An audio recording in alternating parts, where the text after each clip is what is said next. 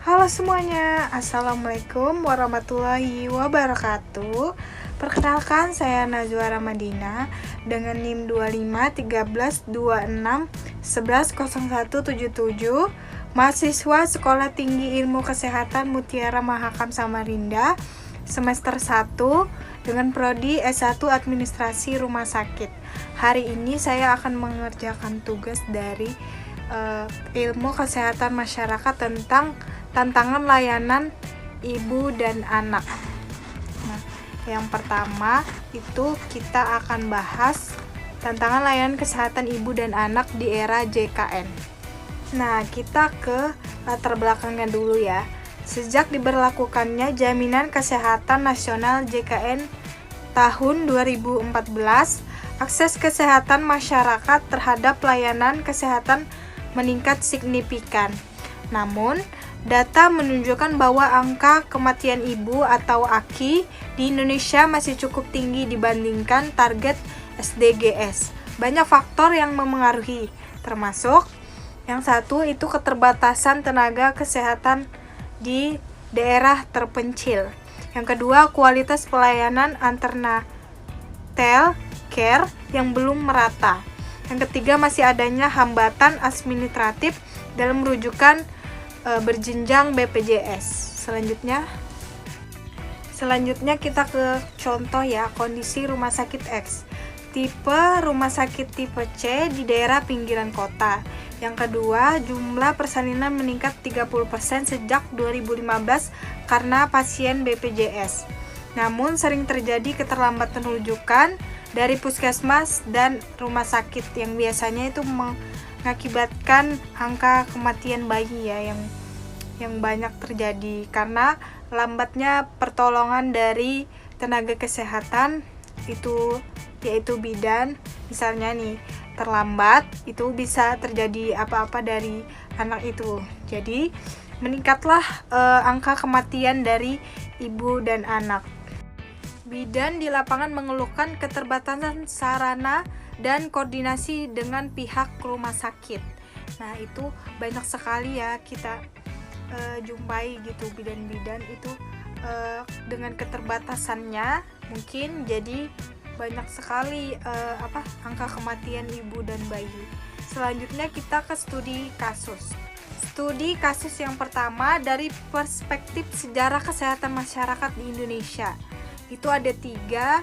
Yang pertama itu era kolonial, Orde Baru, dan reformasi, berpengaruh pada kondisi saat ini. Yang kita bahas pertama itu era kolonial. Pada masa kolonial, sistem kesehatan berfokus pada pengendalian penyakit mengancam kepentingan ekonomi dan politik kolonial. Pelayanan kesehatan terbatas pada kelompok tertentu, misalnya seperti pegawai pemerintah dan masyarakat Eropa. Nah, sistem ini tidak dirancang untuk melayani masyarakat luas. Kayak masyarakat yang biasa-biasa aja itu tidak dilayani oleh mereka pada masa era kolonial itu.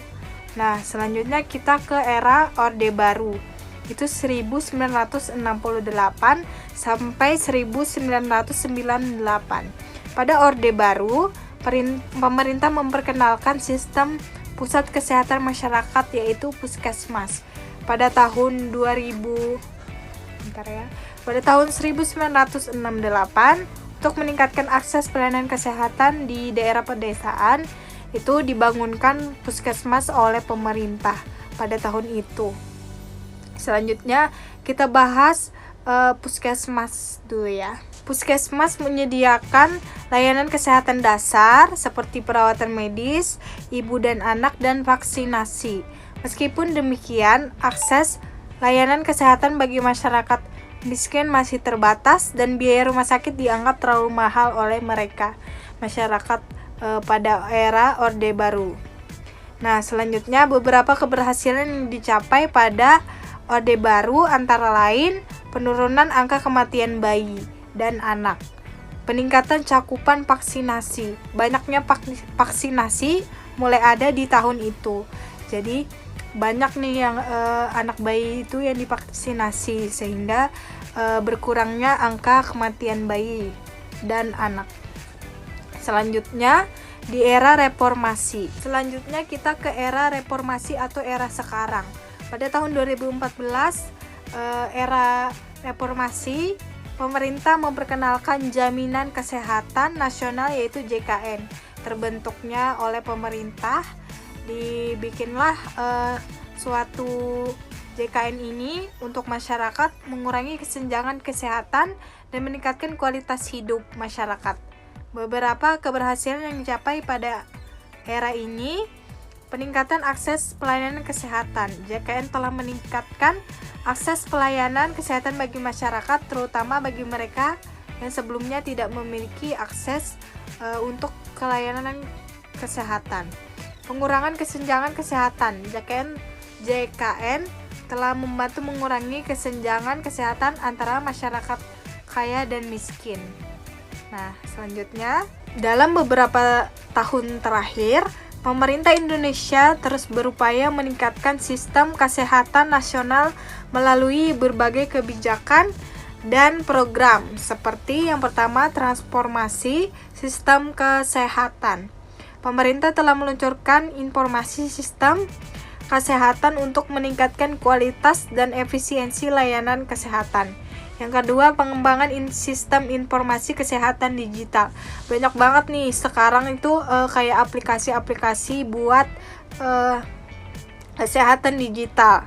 Misalnya seperti aplikasi yang dibuat oleh Puskesmas, itu dia ada kayak aplikasi buat mengecek, atau misalnya tentang edukasi kesehatan. Itu banyak banget di era sekarang, udah maju banget untuk kesehatan masyarakat. Dengan demikian, perubahan sistem pelayanan kesehatan dari era kolonial hingga reformasi telah membawa dampak signifikan terhadap kondisi kesehatan masyarakat saat ini. Meskipun masih ada tantangan yang perlu diatasi, upaya pemerintah meningkatkan akses dan kualitas layanan kesehatan telah membawa hasil yang positif, dan pastinya menguntungkan juga bagi masyarakat dan menurunkan kematian dari ibu dan anak. Dan juga selanjutnya kita ke peran bidan menurut Aki. Peran bidan dalam menurunkan Aki, mereka berkolaborasi dengan pihak rumah sakit. Peran bidan dalam menurunkan angka kematian ibu sangatlah krusial.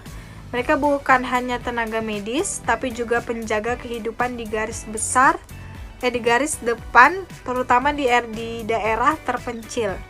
Peran bidan dalam menurunkan Aki. Yang pertama, pelayanan komprehensif sepanjang siklus reproduksi. Sebelum kehamilan, edukasi tentang kesehatan reproduksi dan perencanaan kehamilan. Yang kedua, selama kehamilan, ANC.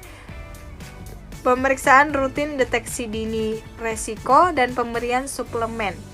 Yang ketiga, saat persalinan, penanganan aman dan cepat terhadap komplikasi. Yang keempat, setelah melahirkan, PNC, pemantauan ibu dan bayi. Pencegahan. 3, terlambat mengambil keputusan. Terus yang kedua, terlambat mencapai fasilitas kesehatan. Terus selanjutnya, terlambat mendapat penanganan medis. Bidan berperan sebagai jembatan informasi dan pendamping keputusan bagi keluarga. Yang selanjutnya itu ada C, edukator dan konselor. Selanjutnya kita ke edukator dan konselor. Yang pertama, memberikan pengetahuan tentang tanda bahaya kehamilan. Yang kedua, mendorong persalinan di fasilitas kesehatan. Yang ketiga, menyediakan dukungan psikologis dan sosial. Yang selanjutnya, kolaborasi bidan dengan rumah sakit. Yang pertama, rujukan cepat dan terintegrasi. Terus selanjutnya, bidan harus memiliki jalur komunikasi dengan rumah sakit untuk merujuk kasus beresiko tinggi. Yang kedua, penggunaan sistem digital atau hotline rujukan bisa mempercepat penanganan. Yang kedua, pelatihan dan pengembangan kompetensi. Rumah sakit dapat menyelenggarakan pelatihan bersama untuk meningkatkan keterampilan bidan seperti penanganan kegawat daruratan, obstetri, kemitraan formal, Praktik bidan mandiri bisa menjalin kerjasama dengan rumah sakit dan BPJS agar layanan mereka terintegrasi dalam sistem jaminan kesehatan nasional. Terus selanjutnya, kolaborasi multidisiplin. Bidan bekerja bersama dokter kandungan, perawat, dan tenaga gizi untuk memberikan pelayanan holistik kepada ibu hamil dan bayi baru lahir. Bidan adalah tulang punggung sistem kesehatan ibu dan anak di Indonesia dengan dukungan dan kolaborasi yang kuat dari rumah sakit. Mereka bisa menyelamatkan lebih banyak nyawa dan menurunkan AKI secara signifikan. Selanjutnya, dari sisi administrasi rumah sakit, strategi apa yang bisa diterapkan untuk mengurangi keterlambatan rujukan pasien ibu hamil beresiko tinggi? Untuk mengurangi keterlambatan rujukan pasien ibu hamil beresiko tinggi, beberapa strategi dapat diterapkan dari sisi administrasi rumah sakit. Yang pertama, rujukan terencana. Menerapkan sistem rujukan terencana untuk ibu hamil resiko tinggi yang bertujuan untuk menurunkan angka rujukan terlambat dan mencegah komplikasi penyakit ibu dan anak. Sistem ini menyiapkan merencanakan rujukan ke rumah sakit jauh-jauh hari bagi ibu resiko tinggi. Yang kedua, ada penguatan sistem rujukan. Mengembangkan sistem rujukan yang efektif dan efisien hingga pasien dapat dirujuk ke fasilitas kesehatan yang tepat waktu dan sesuai dengan kebutuhan mereka. Hal ini juga harus didukung dengan regulasi yang jelas dan konsisten, terutama terkait dengan kebijakan BPJS Kesehatan. Selanjutnya, peningkatan kapasitas fasilitas kesehatan primer, yaitu meningkatkan kapasitas fasilitas kesehatan primer untuk mendeteksi, mengelola kasus-kasus resiko tinggi sedini mungkin, sehingga rujukan dapat dilakukan lebih cepat dan tepat waktu. Selanjutnya, ada komunikasi dan koordinasi yang baik. Meningkatkan komunikasi dan koordinasi antara fasilitas kesehatan primer, rumah sakit, dan BPJS Kesehatan untuk memastikan bahwa pasien mendapatkan perawatan yang tepat dan sesuai dengan kebutuhan mereka. Selanjutnya, ada pengawasan dan evaluasi. Melakukan pengawasan dan evaluasi terhadap sistem rujukan untuk memastikan bahwa pasien ibu hamil resiko tinggi mendapatkan perawatan yang tepat waktu dan sesuai dengan kebutuhan mereka. Selanjutnya, dengan menerapkan strategi tersebut, diharapkan angka keterlambatan rujukan pasien ibu hamil beresiko tinggi dapat ditekan seminimal mungkin sehingga dapat mengurangi angka kematian ibu dan meningkatkan kualitas hidup di masyarakat. Selanjutnya, ini pertanyaannya. Jika Anda sebagai manajer rumah sakit, bagaimana mengintegrasikan program JKN dengan pelayanan maternal agar lebih efektif? Sebagai manajer rumah sakit, yang pertama itu sederhanakan proses administrasi. Pastikan staf memahami prosedur JKN dan menggunakan sistem informasi yang terintegrasi untuk mempercepat proses verifikasi dan klaim. Selanjutnya, tingkatkan kualitas layanan medis. Kembangkan paket layanan ibu yang komprehensif. Pastikan ketersediaan SDM yang kompeten dan fasilitas yang lengkap. Selanjutnya, berdayakan pasien dan edukasi. Sediakan program edukasi bagi ibu hamil dan keluarga, serta informasi yang jelas tentang alur pelayanan JKN.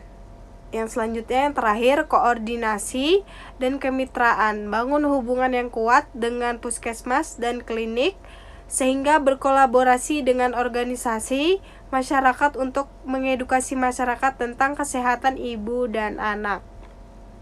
Itu saja dari saya, Nazwa Ramadina, dari Prodi Administrasi Rumah Sakit. Bye-bye. Wassalamualaikum warahmatullahi wabarakatuh.